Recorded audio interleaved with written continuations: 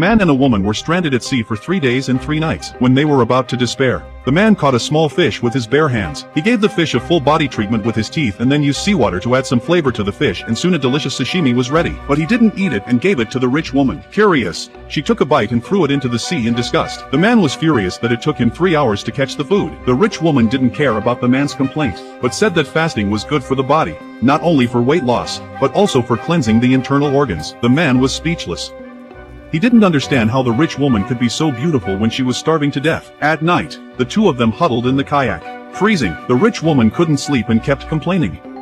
She told the man to find a way out of the situation. She didn't want to stay with a servant. The man was furious, but as a servant, he had no choice but to remain silent. The next day, the rich woman woke up and was shocked by the sight of an island in front of her. She rushed to wake up the sleeping man. The man was so excited that he paddled his kayak towards the island. Soon after, the two of them successfully landed on the island. The rich woman told the man to go to the island first to see the environment. Maybe there will be people living here. The man climbed to the top of the mountain and found that it was a deserted island. He hurriedly told the rich woman about the situation, but the rich woman didn't believe the man's words. She asked him to go back to the top of the mountain to check again. The man said that he had already looked carefully and refused to go back to the top of the mountain because he had no strength left. The rich woman was stunned when she heard this. She didn't think the man would dare to disobey her, so she started to scold him non-stop. She said she wouldn't pay him a cent when they were rescued, and then said some other unpleasant things. The man was so upset that he warned the rich woman not to speak ill of him again. The rich woman became even more arrogant. The man threw her bag down and left without looking back. The rich woman was so angry that she warned the man that he would pay for it. But the man was no longer afraid of the rich woman's threat,